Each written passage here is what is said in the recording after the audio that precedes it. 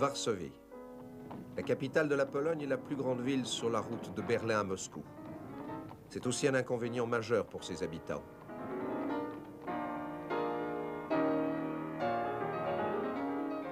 Pendant les années 30 et après la Deuxième Guerre mondiale, la capitale polonaise fut entièrement reconstruite. La plus grande partie le fut dans le même style qu'auparavant.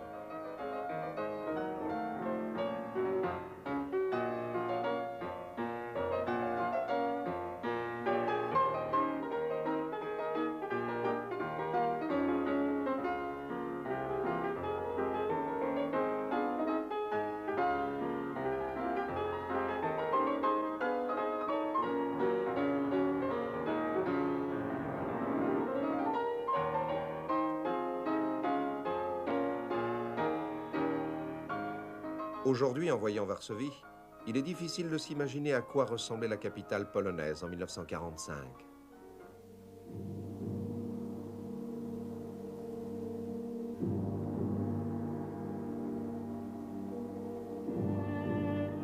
« 90% de la ville est en ruine, détruite en partie par les Allemands quelques semaines avant qu'on les chasse.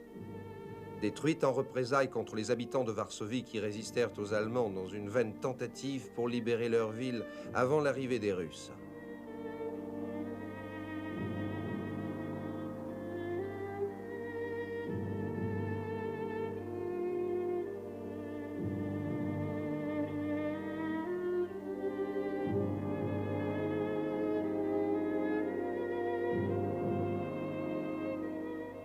L'insurrection de Varsovie en automne 1944 est l'une des plus grandes et des plus discutables épopées de l'histoire humaine. Elle fut un mélange de gloire et de désespoir, de bravoure individuelle et de misérables ruses politiques.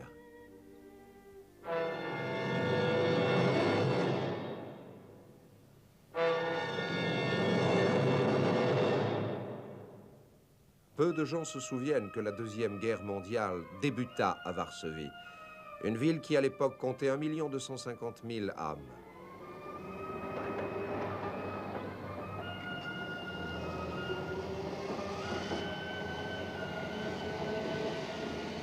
C'était une belle une ville raffinée, une grande ville.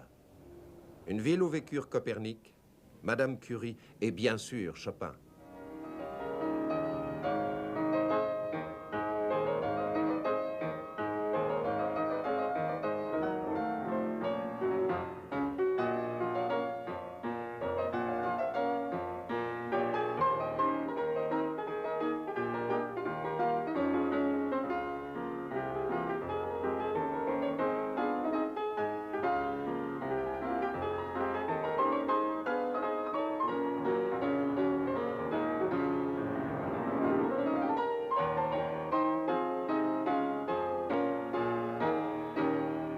C'est avec l'aide de l'Angleterre, quand Hitler envahit la Pologne en 1939, que ce conflit local se transforma en une lutte globale. Mais ce ne sont pas les actions britanniques qui empêchèrent les bombes allemandes de tomber sur la capitale de la Pologne.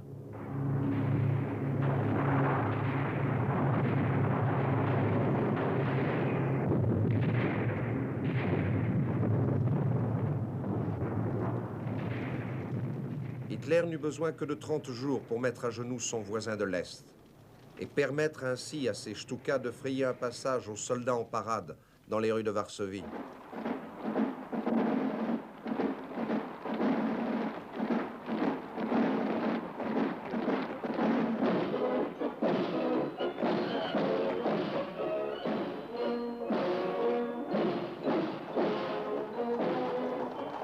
Les Polonais étaient habitués aux conquérants. Dans leur histoire, ils ont rarement goûté à la liberté, pris en tenaille entre les géants allemands et russes.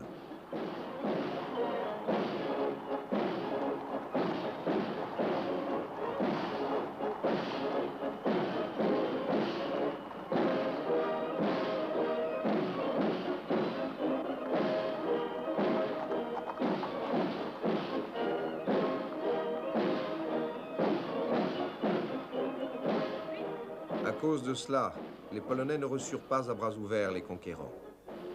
Alors que les troupes allemandes marchaient au pas de loi dans la capitale polonaise, déjà la résistance s'organisait contre Hitler. des représentants des principaux partis politiques polonais se réunirent le jour même dans la chambre forte de la Banque d'État afin de fonder le mouvement de résistance. Les communistes, bien sûr, ne participèrent pas à cette réunion. Beaucoup d'entre eux préféraient oublier que la Russie s'était alliée avec Hitler pour dépecer la Pologne lorsque débuta la Seconde Guerre mondiale. Les Polonais s'étaient vus débarrasser des tsars en 1919, après plus d'un siècle de domination. 20 ans plus tard, en septembre 1939, ils durent subir le morcellement de leur pays par une nouvelle génération de Russes, les bolcheviks de Staline. Une semaine avant la capitulation de Varsovie, un gouvernement polonais en exil avait été formé à Paris sous la direction du général Sikorski.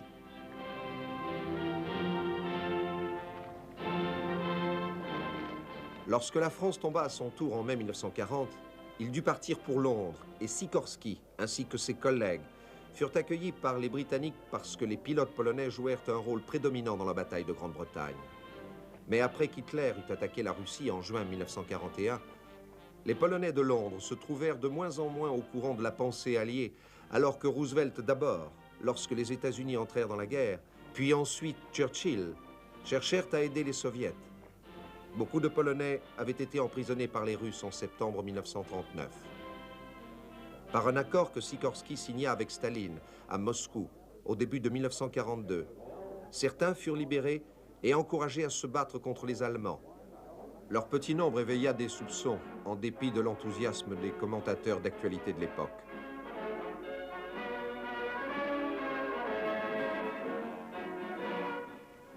Malgré ses 62 ans, le Premier ministre soviétique est un homme d'État viril et en pleine force de l'âge. Une atmosphère bon enfant et sincère a présidé aux réunions de la Chambre du Conseil de Moscou, ce qui est de bon augure pour le futur.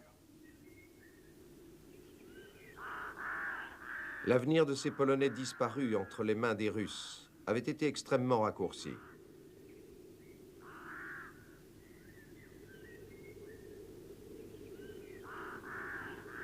Ici, dans les bois près du village de Katyn, à environ 20 km à l'ouest de Smolensk, les Allemands découvrirent en avril 1943 4500 cadavres putréfiés d'officiers polonais. Ils avaient été jetés sans sépulture dans des fosses communes.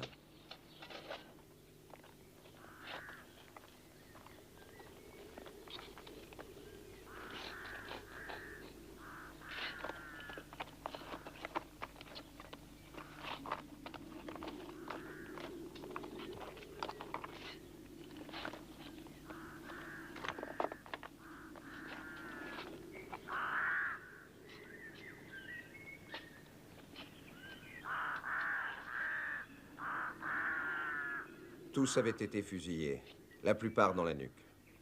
Staline prétendait que c'était l'œuvre des nazis, mais les observations des médecins démontrèrent qu'ils avaient été tués 3 ans plus tôt, lorsque la région était sous occupation soviétique.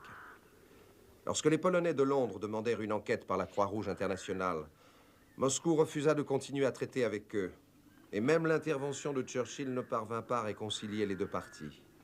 Les partisans d'Hitler profitèrent de Katyn pour essayer de diviser les soviets et leurs alliés de l'Ouest. Mais les traitements infligés par Hitler aux Polonais n'étaient pas meilleurs. La nation qui avait tant contribué à la civilisation occidentale était devenue simplement une réserve d'esclaves pour le Reich d'Hitler.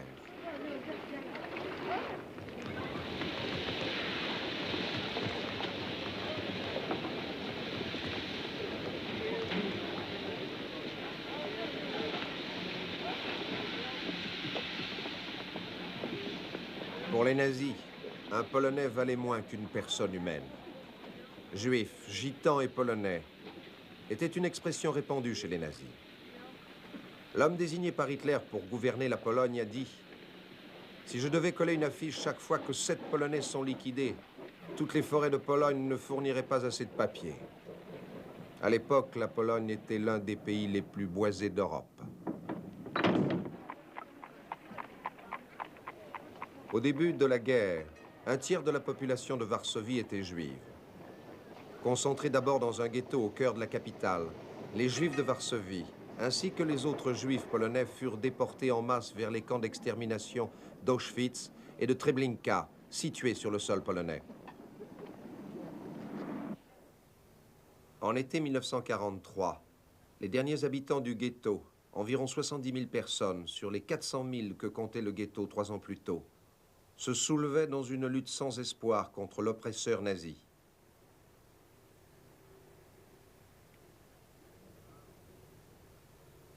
Les rares qui survécurent furent finalement exterminés ailleurs, pendant que le ghetto lui-même, 1/20 de la superficie de Varsovie, était rasé par les acolytes d'Hitler.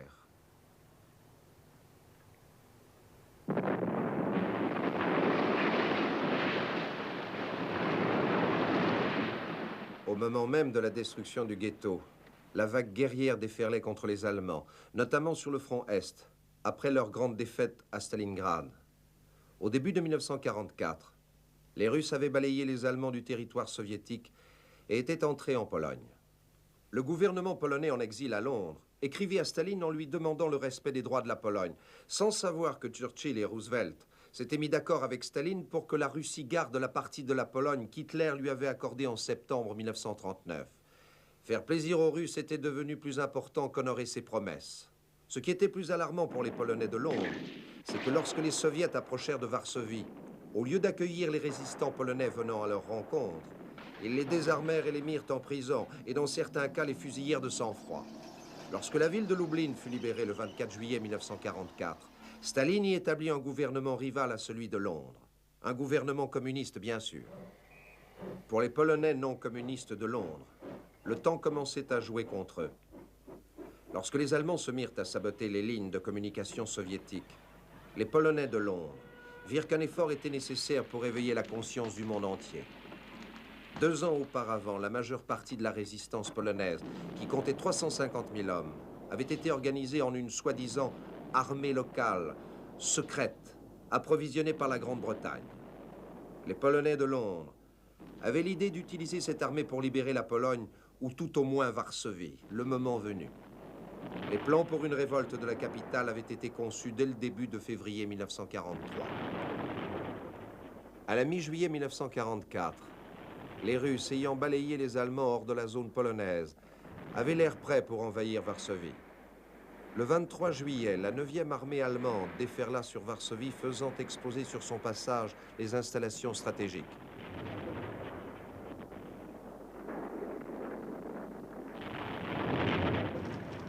À l'intérieur de la capitale, la Gestapo commençait à brûler ses dossiers.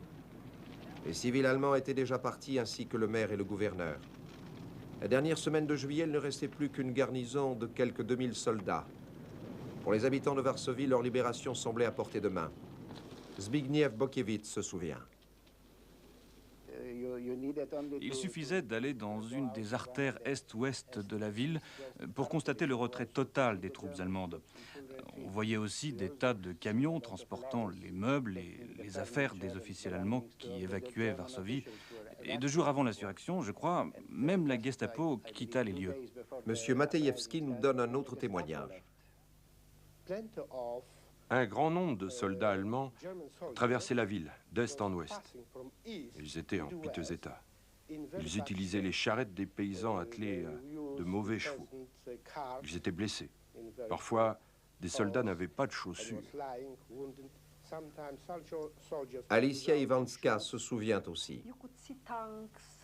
On pouvait voir les tanks et l'armée allemande se diriger vers l'ouest, et une grande peur se lisait sur le visage de ces hommes. Personne n'en doutait, vous voyez. Nous étions sûrs que les Allemands fuyaient, et nous étions sûrs que le front russe se rapprochait. Nous entendions de temps en temps le bruit des canons à l'est.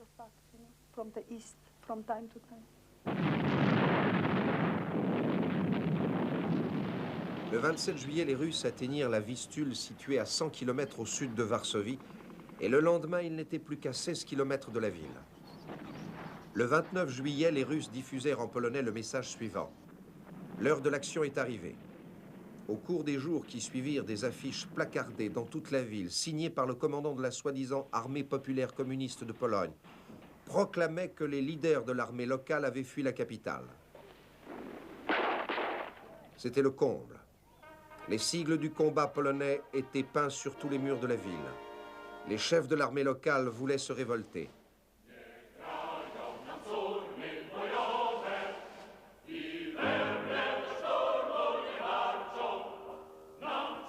Après de longues années d'attente, la vie devint stimulante pour les habitants de Varsovie. Monsieur Bokiewicz était parmi eux.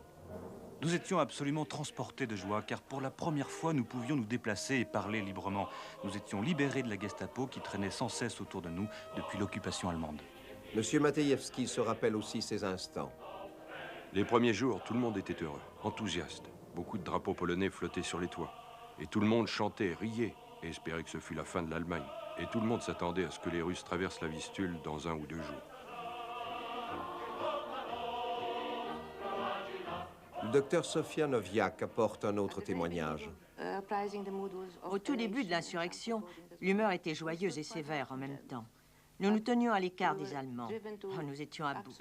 Nous ne pouvions plus les supporter et nous nous disions tous que trop, c'est trop. Un savant réseau de barricades anti-chars était maintenant dressé dans toute la ville, construit le plus souvent avec les inévitables pavés. Une ligne de défense séparait aussi des quartiers entiers de la capitale et même des maisons individuelles, voire même les étages à l'intérieur d'un même immeuble. Le début fut chaotique. Après 4 années de préparation, certains habitants furent informés seulement quelques heures avant le début de l'insurrection. Certaines unités de l'armée locale se retrouvèrent dans un quartier différent de celui qui leur avait été attribué et sans leurs armes. L'effet de surprise aurait été de la plus grande importance, mais hélas, il n'eut pas lieu. Le commandement de la garnison allemande connaissait l'heure exacte de l'insurrection avant la plupart des participants. Au début de l'insurrection, les Polonais comptaient 38 000 soldats, dont 4 000 femmes. Mais seulement 1/15 d'entre eux, 2 500 exactement, possédaient des armes convenables. Le reste, jusqu'à ce qu'ils puissent en capturer, devait se débrouiller avec des bâtons, des épées, des fusils de chasse vétustes. Ils étaient face à une garnison allemande qui entre-temps était passée à 13 000 hommes, tous bien équipés, avec un armement lourd, des tanks et des avions à leur disposition. Bien sûr, les Polonais n'avaient ni chars, ni artillerie, ni avions.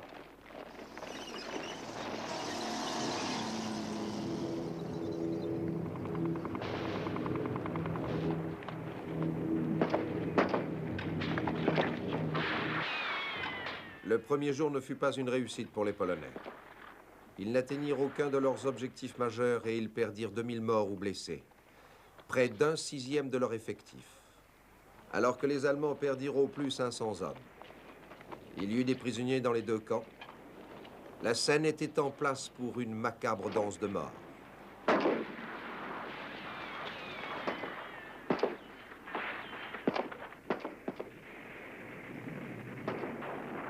Pendant ces premières 24 heures, les Polonais réussirent à reprendre seulement une partie de la ville. Les Allemands contrôlaient toujours les ponts sur la Vistule, l'électricité, les gares, les aéroports ainsi que le central téléphonique. Comme le téléphone les trahissait et comme ils ne possédaient qu'un équipement radio de fortune, les Polonais devaient compter sur un groupe de braves filles transformées en messagères, beaucoup d'entre elles ayant perdu la vie. Lorsqu'ils reçurent une radio convenable, ils appelèrent Londres pour réclamer immédiatement de la nourriture et des armes. Ils demandèrent aussi qu'une offensive soit lancée tout de suite du côté russe et que le régiment de parachutistes polonais soit largué au-dessus d'un des parcs de la ville. Même si cela était physiquement possible, le régiment avait été désigné pour d'autres exploits plus proches du cœur anglais, Arnhem.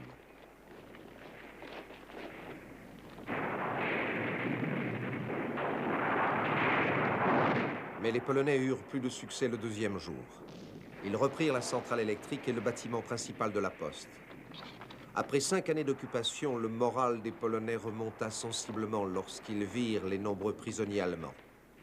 Ils s'étaient également approprié un stock d'uniformes ennemis qu'ils endossèrent pour créer une confusion générale, même s'ils portaient des brassards aux couleurs polonaises, rouge et blanc. Londres répondit alors que depuis que Varsovie était si loin des états-majors anglais ou américains, une aide aérienne ne pourrait être apportée tout de suite. De telles manœuvres nécessiteraient une planification prudente. Cela prendrait beaucoup de temps. Jusque-là, Varsovie devait résister du mieux qu'elle pourrait.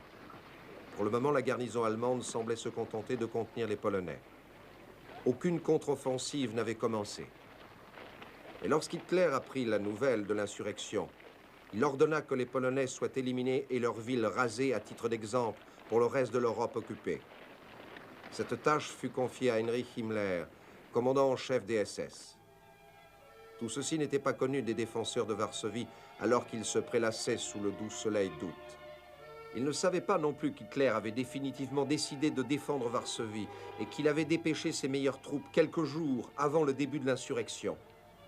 Après avoir attendu si longtemps, les dés étaient jetés pour les Polonais. Les nouvelles recrues de l'armée locale manquaient d'entraînement. On s'avisa de l'opportunité d'une instruction sur le maniement des armes.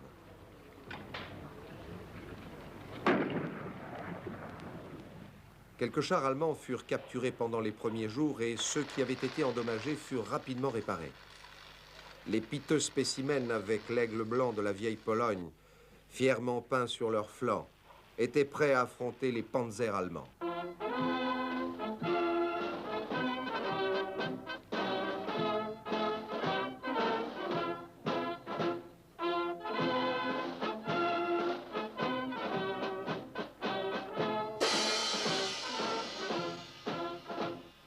Les médailles furent frappées et distribuées aux premiers héros.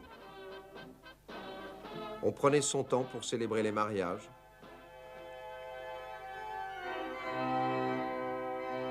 Après avoir mis de côté ces terribles années d'occupation allemande, la vie culturelle polonaise fit un bond en avant. Bien sûr, les enfants ne furent pas oubliés.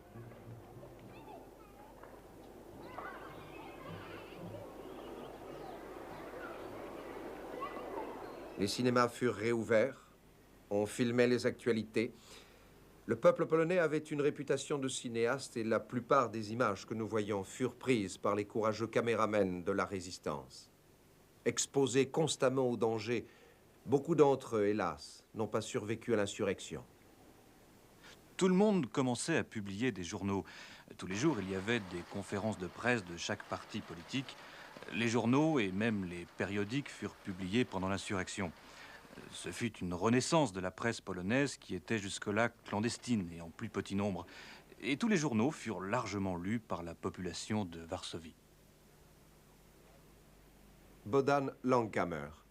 Il y avait toujours un ou deux concerts organisés chez des particuliers. Je me souviens d'un de ces concerts dans un beau salon, dans le style typique de l'avant-guerre, qui avait résisté d'une manière ou d'une autre, et d'une dame âgée qui jouait du Chopin.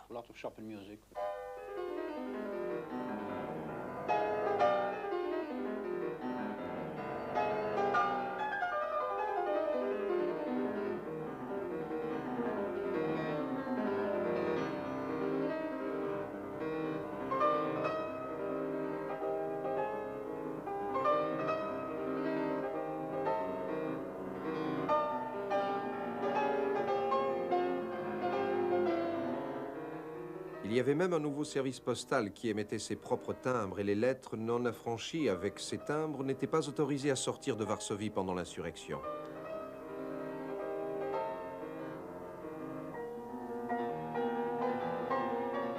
Le courrier était pris en charge par les scouts qui défiaient les balles allemandes, descendaient dans les souterrains et rampaient dans les égouts pour être sûrs que la lettre arriverait à destination avant la nuit. C'était gratuit, mais on encourageait les destinataires à donner des livres pour occuper les blessés. Un véritable labyrinthe de tunnels traversait les lignes allemandes et polonaises et surgissait de terre dans la partie libre de Varsovie. Il était emprunté non seulement par ses postiers, mais aussi par les messagères délivrant les plis entre les unités. Les munitions étaient convoyées de la même façon.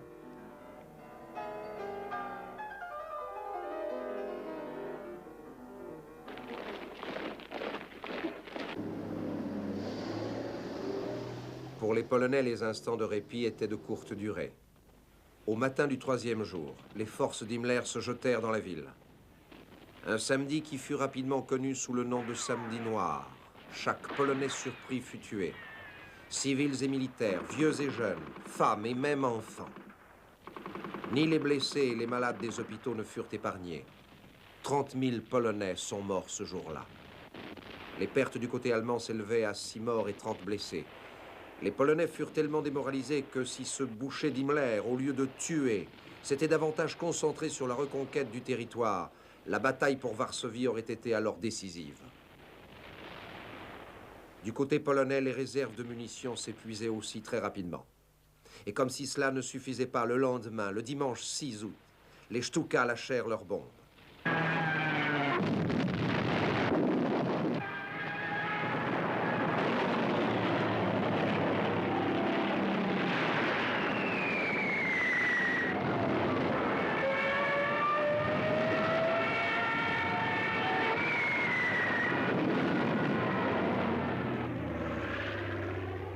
Le bombardement du 6 août anéantit le système de communication des Polonais et fit des ravages derrière leurs lignes. Les atrocités du samedi noir et les bombardements dévastateurs du dimanche ne firent que renforcer le fanatisme des combattants polonais. L'armée allemande, informée de ces atrocités, essaya de les stopper. Sûrement pas pour des raisons morales, mais plutôt pour une meilleure efficacité militaire.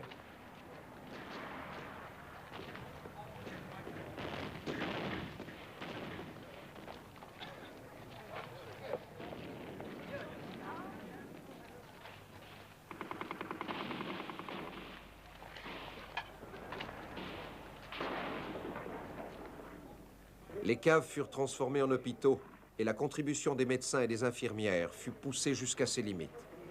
Les réserves de médicaments et de vêtements s'épuisaient et les bandages en tissu furent vite remplacés par des bandages de papier. De temps en temps, des cérémonies funéraires étaient organisées. Nous écoutions avec attention, quelqu'un récitait un poème. Le prêtre disait quelques mots à propos du héros mort, et même si les bombes allemandes nous étaient tombées dessus, nous n'aurions pas bougé, vous voyez. Et ce genre d'attitude dans la vie quotidienne est pleine de grandeur, et nous la considérions comme naturelle. Alors, lorsque le danger arrive, on ne peut pas vraiment changer son comportement.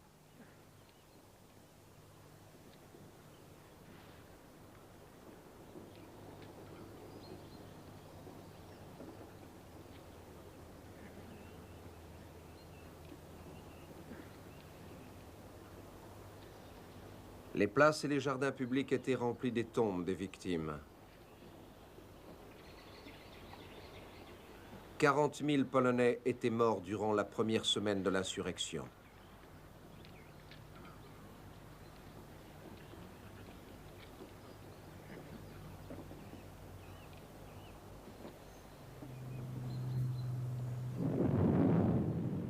Dans les grands immeubles, qui normalement contiennent 10 ou 12 appartements, il s'y réfugiait parfois 5 à 6 000 personnes.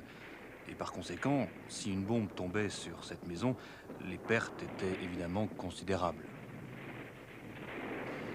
C'était plus difficile pour les civils de garder le moral, parce qu'ils étaient enfermés dans les sous-sols, avec interdiction de circuler et ils ne prenaient pas part à l'action.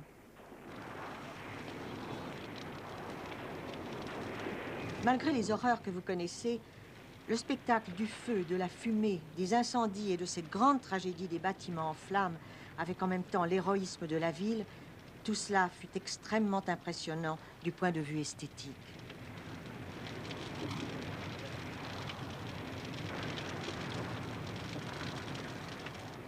Mais la plupart des conduites d'eau avaient été endommagées pendant les bombardements et les puits de la ville furent vite ensevelis sous les décombres.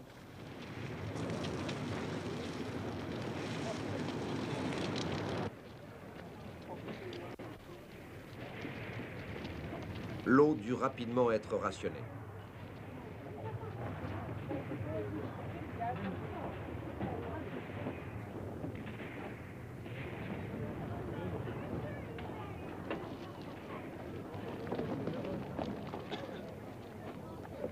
La nourriture fut dès le début un problème. Quand on sait que l'insurrection débuta avec des provisions pour 5 jours seulement et pour toute la population de Varsovie, Il y avait très peu de nourriture. C'était surtout de la soupe avec, vous savez, des macaronis, du kasha et des trucs de ce genre-là. Dans ces circonstances, on ne pense pas beaucoup à la nourriture. On se sentait faible physiquement et parfois on avait une sorte de nausée provoquée par la faim. Vous voyez, c'est tout. Nous n'avions pas beaucoup de viande. Parfois, quelqu'un tuait un cheval ou un chien et j'arrivais à manger du cheval, mais à contre-cœur.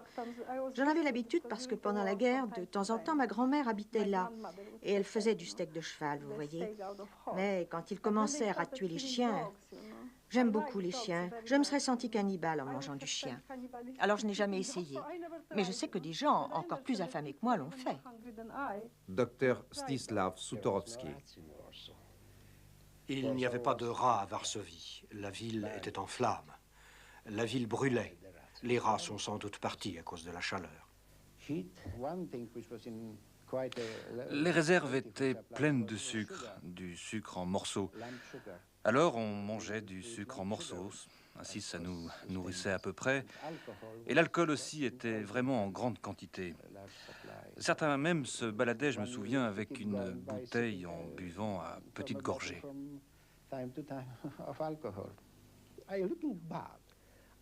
Si je regarde en arrière, je crois bien que je ne me souciais ni de ma vie, ni de la nourriture, et même pas de ma famille. Un jour, je me suis regardée dans une glace et je me suis dit « Oh, que mes jambes sont devenues belles, tellement fines. Si seulement je pouvais toujours avoir de si belles jambes. » Au début de l'insurrection, les Polonais possédaient des munitions pour 5 jours de combat seulement. Et dans ces circonstances, cela devint vite une denrée rare. Les bombes et les obus allemands furent vidés de leur explosif, avec lequel on bourrait des boîtes en fer blanc, en ajoutant une amorce. Ça faisait office de grenade. Les plombiers devinrent des armuriers. Les artisans qui avaient passé leur vie à façonner des montres ou des violons furent envoyés dans les fabriques de balles et d'obus. Les mortiers furent faits avec des gouttières. Les ressorts de voitures furent transformés en catapultes pour lancer des bombes au pétrole, fabrication maison.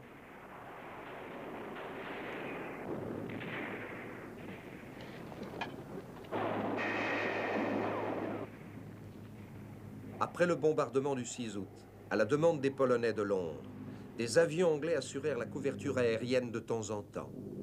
Mais les pertes étaient immenses et la majeure partie du ravitaillement tombait entre les mains des Allemands. Churchill demanda à Staline d'aider les Polonais, les Russes étant plus proches. Mais Moscou fit la sourde oreille. Roosevelt était peu disposé à forcer la main des Russes, puisqu'à cette époque, les États-Unis essayaient de les persuader d'entrer en guerre contre le Japon. Mais le soutien aérien ne faisait qu'augmenter le moral des Polonais, et l'équipement anti-char ainsi obtenu leur fut très utile lorsque les Allemands utilisèrent leurs blindés.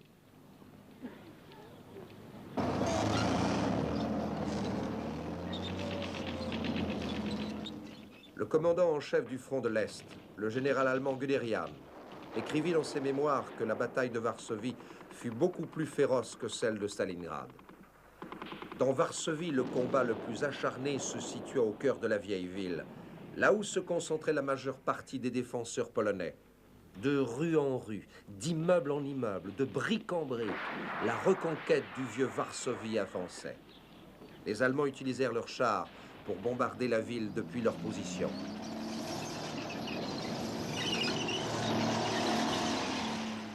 La résistance polonaise était dure et les pertes du côté allemand étaient importantes.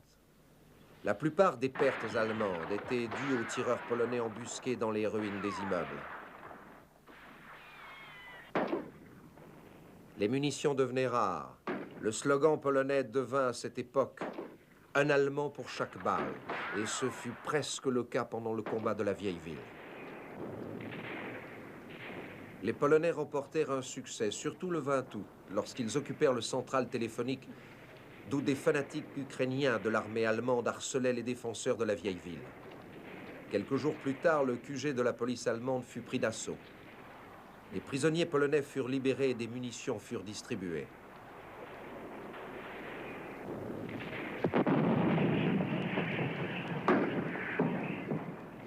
À partir de ce moment-là, la bataille autour de la vieille ville s'intensifia alors que les Polonais étaient encerclés et repoussés vers des positions plus fragiles. Les Allemands avaient doublé leurs effectifs, passant à 30 000 hommes ou plus.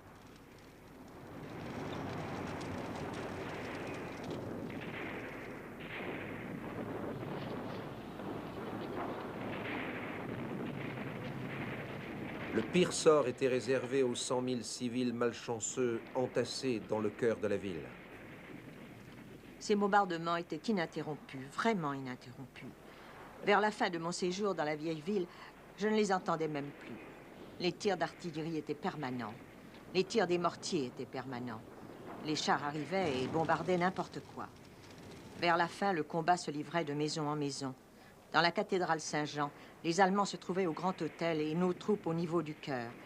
Littéralement, nous nous battions d'une pièce à l'autre.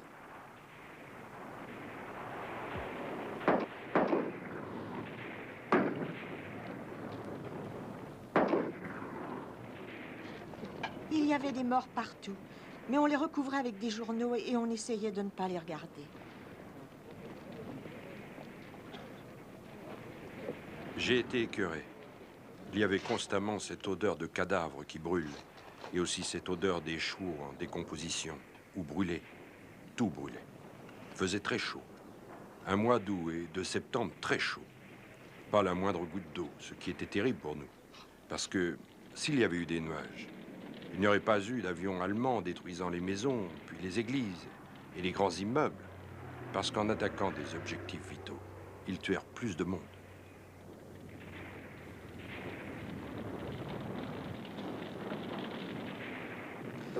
Lorsqu'une maison avait totalement brûlé, le sol et les briques gardaient la chaleur un certain temps. Alors nous utilisions ces briques pour faire cuire des pommes de terre entre les briques. Mais comme tout le monde ne possédait pas de pommes de terre, ce n'était pas possible pour tous, bien évidemment. Il y avait sans cesse des prières, des réunions religieuses. Il y avait des diseuses de bonne aventure qui, pour de l'argent ou même pour un morceau de pain, essayaient de prédire ce qui arriverait. Elles racontaient que les avions anglais et américains allaient arriver et que nous serions libres d'un moment à l'autre. Leur présence était très importante pour soutenir le moral de ceux qui ne prenaient pas part au combat.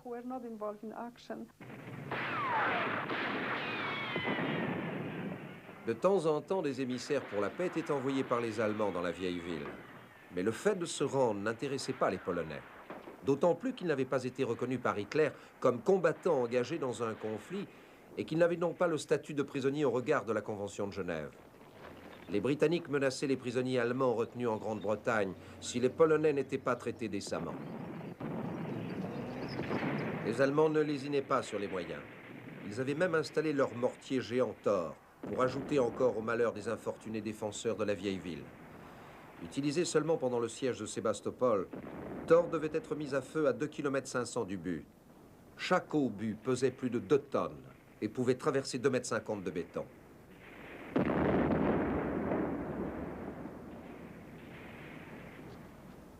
Les combats dans la vieille ville s'achevèrent le 1er septembre après 32 jours de siège. Ceux qui le pouvaient s'échappèrent par les égouts pour rejoindre d'autres positions polonaises dans la capitale.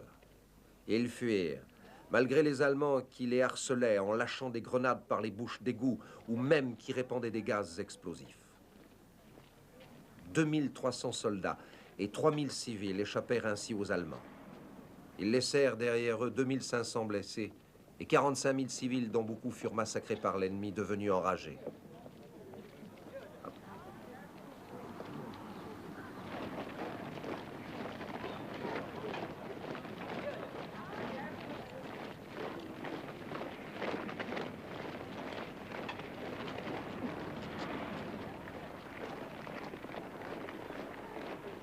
Après la chute de la vieille ville, les Polonais pensaient sérieusement à se rendre, d'autant que les Allemands leur reconnaissaient maintenant le titre de combattants. Mais soudain, le 10 septembre, les Soviétiques renouvelèrent leur offensive contre Varsovie et offrirent leur aide aux Polonais assiégés. Soutenu par l'opinion publique britannique et embarrassé par la situation critique de Varsovie, Churchill avait harcelé Staline, bien que le dirigeant soviétique ait surnommé les défenseurs de la ville d'aventuriers criminels. La reconnaissance aérienne allemande avait établi que les Soviétiques disposaient de 60 terrains d'aviation, d'où 2400 avions pouvaient aisément atteindre Varsovie. Le 13 septembre, quelques avions russes effectuèrent des raids au-dessus de Varsovie. Atterrissant sans parachute, la plupart du matériel qui n'était pas tombé entre les mains des Allemands était trop endommagé pour être utilisé. Quelques chasseurs soviétiques firent des apparitions au-dessus de la ville pour décourager les Stukas. Quelques obus soviétiques tombèrent sur les positions allemandes. Le même jour, l'armée rouge, qui regroupait aussi les unités polonaises communistes, repoussèrent les Allemands sur l'autre rive de la Vistule, au-delà de Varsovie. Le lendemain, les Allemands firent sauter tous les ponts. Le 16 septembre, certaines unités polonaises essayèrent de traverser la Vistule pour rejoindre les défenseurs de la ville. Mais ils perdirent beaucoup d'hommes en raison de leur manque d'entraînement et de leur inexpérience. Ils furent de nouveau repoussés sur la rive droite. Les Russes ne répétèrent pas ce geste. Staline jugeait qu'il en avait suffisamment fait pour satisfaire Churchill.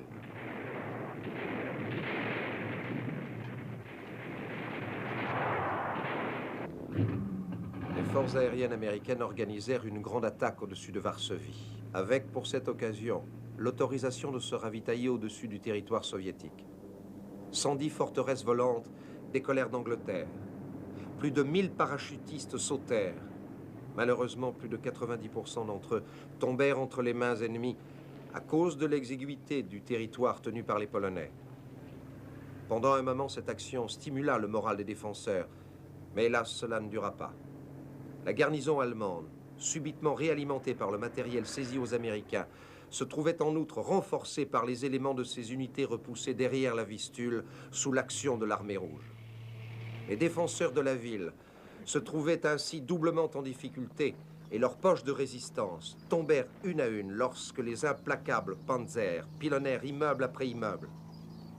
Mais à part les munitions qui avaient pratiquement disparu, la chose que tous les Polonais avaient perdue, c'était leur ferveur. L'insurrection inspira de nouveaux chants patriotiques.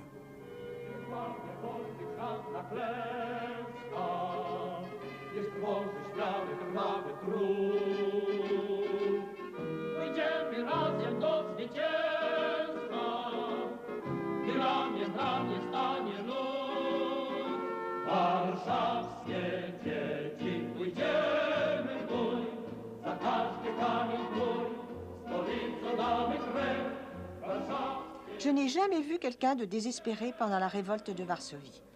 Ça tient sûrement à nos attitudes très polonaises. Le style de l'action est plus important que le résultat de l'action lui-même.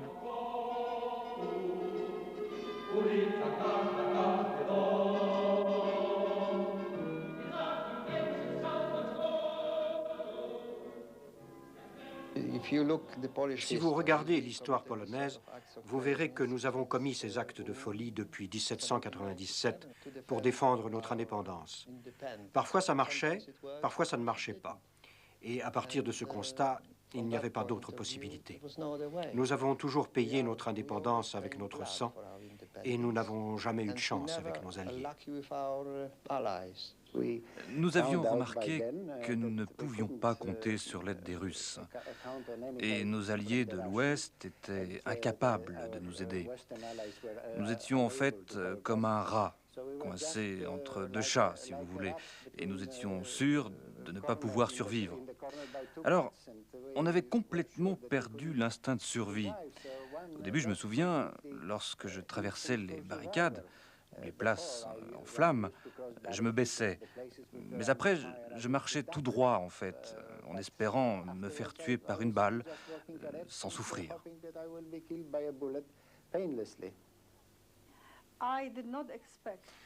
Je ne comptais pas sur l'aide des Russes parce que l'insurrection était dirigée contre l'Allemagne et la Russie. Nous voulions libérer notre propre capitale. Quand je montais au sommet d'un immeuble de 5 étages, je pouvais voir la première armée polonaise sous le contrôle des Russes, qui se lavait dans la Vistule, sur la rive opposée.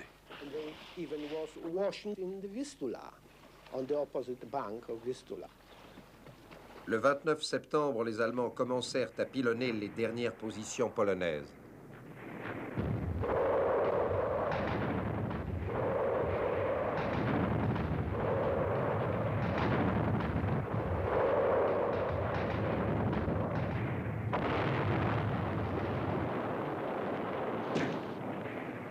Du côté polonais, des tentatives pour négocier une capitulation avaient commencé. L'intermédiaire était la présidente de la Croix-Rouge polonaise, la comtesse Tarnowska. Pour les civils de Varsovie, les derniers jours de la lutte furent les pires, puisqu'ils n'avaient ni nourriture, ni eau, rien. La fin arriva le 4 octobre. D'abord, les Allemands permettèrent aux civils de quitter les lieux. L'histoire de la révolte se lisait sur leurs visages terrifiés.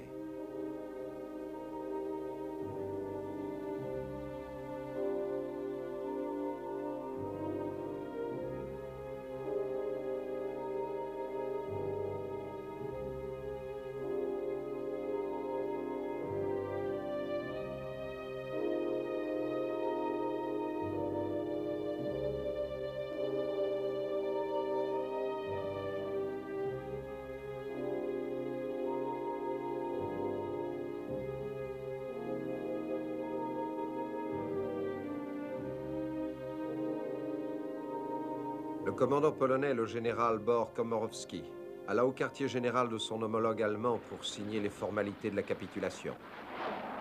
On lui offrit un repas dont il avait sans doute besoin, mais il refusa. Le plus surprenant fut que les Allemands autorisèrent les Polonais à capituler honorablement.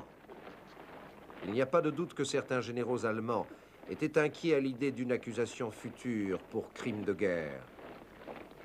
9000 soldats polonais se rendirent. 3500 autres préférèrent fuir Varsovie pour continuer la lutte ailleurs. Ce combat sans espoir dura 10 semaines, 63 jours exactement. Aussi longtemps qu'en 1939, lorsque les Polonais contenaient les Allemands. 250 000 Polonais perdirent la vie au cours de ces combats. Les pertes allemandes furent à peu près de 1000 morts. Lorsque les derniers habitants furent conduits en dehors de la ville, Varsovie fut systématiquement détruite. Hitler avait décidé que ça ne se reproduirait plus.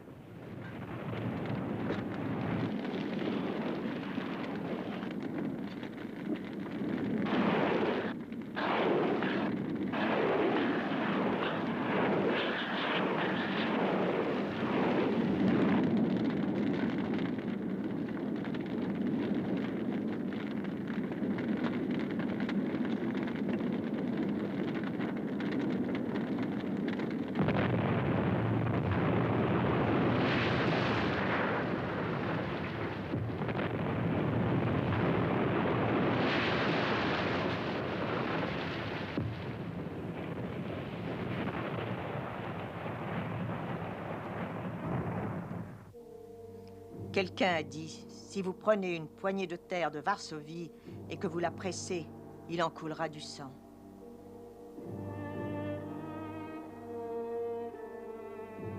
Le 17 janvier 1945, 15 semaines après la capitulation et 25 semaines après le début de l'insurrection, l'armée rouge entra dans Varsovie. Aujourd'hui, dans leur capitale reconstruite, ce sont les Polonais qui président de nouveau aux destinées du pays.